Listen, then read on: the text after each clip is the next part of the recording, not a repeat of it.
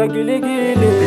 Ndakakufonera ukasandidaira, baby what's going on? Pamusoro pacho wakutondikanzira, asi wakaita move on. Ndinoda kuziva chichandakatadza, inga ndinozama ndinoedza kukufadza. Wakutondisvimbisa mumwoyo zvondirwadza, unoda ndidiko chigara wandiudza. Ndodini senzeni, ndingadini senzinya.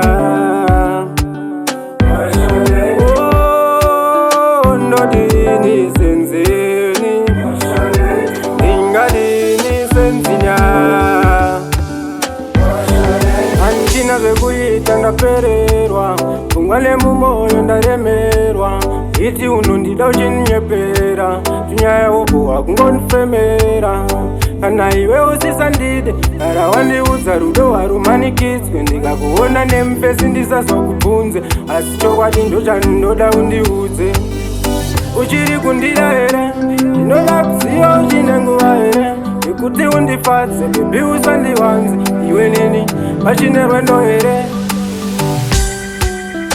ndodini senzeni, ndingadini senzinya. Oh, ndodini senzeni, ndingadini senzinya. Handichasiyo zvekuita, bibi yangu yakugara yakashuta. Vakandifurira ndikabuka mazvita, apa ndinongonzwa uri kumhanya napita. Ndakakufonera ukasandidaira, baby what's going on? Pamusoro pacho wakutondikanzira, asi wakaita move on. Ndinoda kuziva chichandakatadza, inga ndinozama ndinoedza kukufadza. Wakutondisvimbisa mumwoyo zvondirwadza, unoda ndidiko chigara wandiudza. Ndodini senzeni, ndingadini senzinya. Oh, ndodini senzeni, ndingadini senzinya.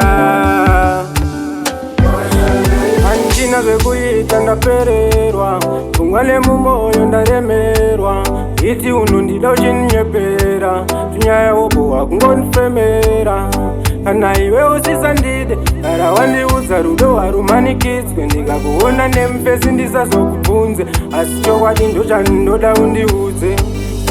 Uchiri kundida here, ndinoda kuziva uchine nguva here, yekuti undifadze, bebi usandiwanze.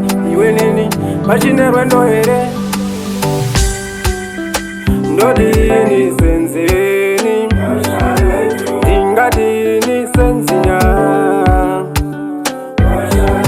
Oh, ndodini senzeni, ndingadini senzinya.